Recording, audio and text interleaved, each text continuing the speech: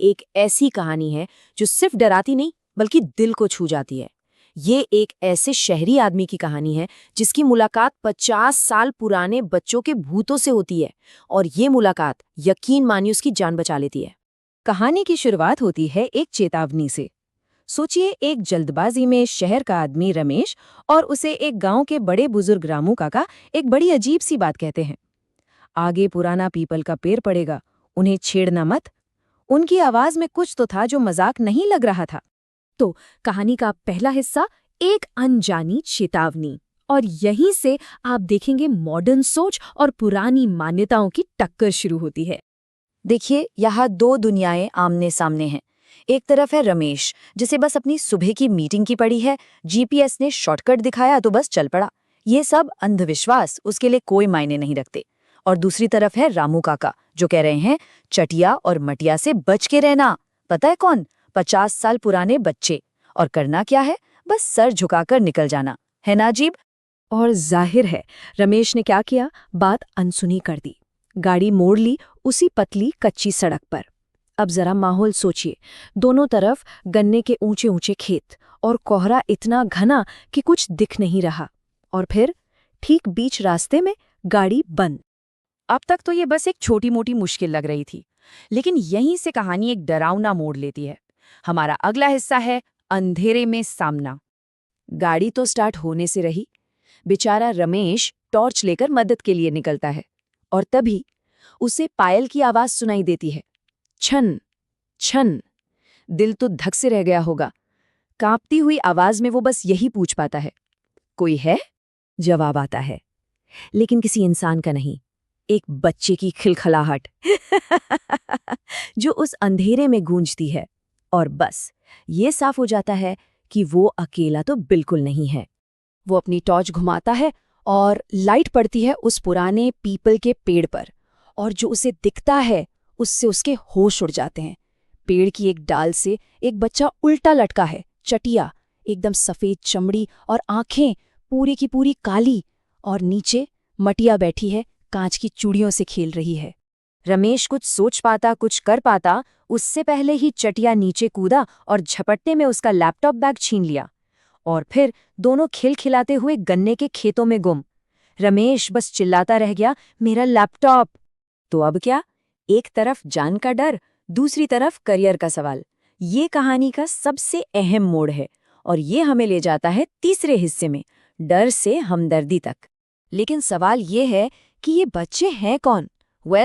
इनकी कहानी 50 साल पुरानी है, 1970 की, जब गांव में एक भयंकर बाढ़ आई थी। ये दोनों, चटिया और मटिया, उसी पीपल के पेड़ पर चढ़ गए थे अपनी जान बचाने के लिए।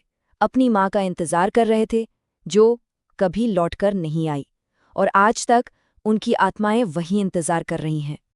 अब रमेश डर को एक तरफ रखकर अपने लैपटॉप के पीछे भागता है। जो भी हो, करियर का सवाल था। वो उनकी हंसी का पीछा करते करते पहुंचता है एक पुराने खंडर हो चुके शिव मंदिर में। और मंदिर के अंदर जो नज़ारा वो देखता है, उससे सब कुछ बदल जाता है। वो बच्चे लैपटॉप को तोड़ नहीं रहे थे। अरे, वो तो उसे देखकर हैरान थे।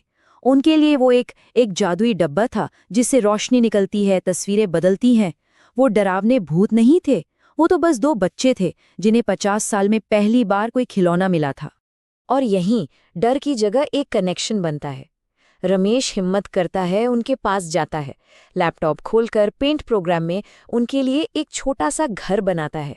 सोचिए, तभी मटिया को उसकी जेब में बिस्किट का पैकेट दिख जाता है और रमेश वो बिस्किट उनके साथ शेयर करता है। 50 साल में शायद पहली बार उन्होंने कुछ चखा होगा। ये पल वाकई में जादुई है। जैसे ही वो बिस्किट का टुकड़ा चखते हैं, उनकी वो डरावनी काली आंखें फीकी पड़ने लगती हैं और उनकी जगह ले लेती हैं बच्चों जैसी आम भूरी आंखें। बस एक पल के लिए ही सही, वो फिर से इंसान बन जाते हैं। तो अब कहानी का क्लाइमैक्स आता है, जहां ये बच्चे डराने वालों से बचाने वाले बन जाते हैं। हमारा चौथा हिस्सा, एक अनपेक्षित बचाव। जैसे जैसे सुबह की पहली किरण फूटती है, बच्चों का मूड एकदम बदल जाता है। वो हंसी मजाक बंद हो जाता है, वो एकदम सीरियस हो जाते हैं। रमेश का लैपटॉप बैग में पैक करते हैं और उसे वापस थमा देते हैं। और फिर गायब होने से ठीक पहले वो उसे एक चेतावनी देते हैं, एक ऐसी चेतावनी जो उसकी जान बचाने वाली थी। वो कहते हैं, आगे सीधे मत जाना, पुल टूटा हुआ है, पानी बहुत गहरा है और बहुत ठंडा। सुबह जब पूरी तरह उजाला हो जाता है, रमेश आगे बढ़कर देखता है तो उसके पैरों तले जमीन खिसक जाती है। कुछ ही कदम आगे सड़क खत्म थी और सामने एक टूटा हुआ पुल और नीचे उफनती हुई नदी। तब उसे समझ आया, उन्होंने उसका लैपटॉप उसे डराने के लिए नहीं बल्कि उसे रोकने के लिए छीना था। उन्होंने उसकी जान बचाई थी। तो अब कहानी के अंत में क्या होता है? रमेश अपना कर्ज कैसे चुकाता है? यही है हमारा आखिरी हिस्सा, कर्ज और शांति। कुछ दिन बाद रमेश वापस उसी जगह जाता है, उसी पीपल के पेड़ के पास, लेकिन इस बार डर के साथ नहीं बल्कि शुक्रिया अदा करने। वो पेड़ के नीचे उन बच्चों के लिए कुछ तोहफे रखता है, बिस्किट के 2 पैकेट, एक छोटी सी खिलौना गाड़ी और मटिया के लिए लाल रंग की कांच की चूड़ियाँ। और जैसे ही रमेश वहां से जाने के लिए मुड़ता है, उसे हवा में एक बहुत ही धीमी और प्यारी सी पायल की आवाज और बच्चों की खिलखिलाहट सुनाई देती है, मानो कह रहे हों, शुक्रिया। ऐसा लगा जैसे उन आत्माओं को आखिरकार शांति मिल गई हो। तो सोचिए जरा इस कहानी के बारे में। चटिया और मटिया, क्या वो सिर्फ डरावने भूत थे या फिर वो अकेले दुखी बच्चे थे?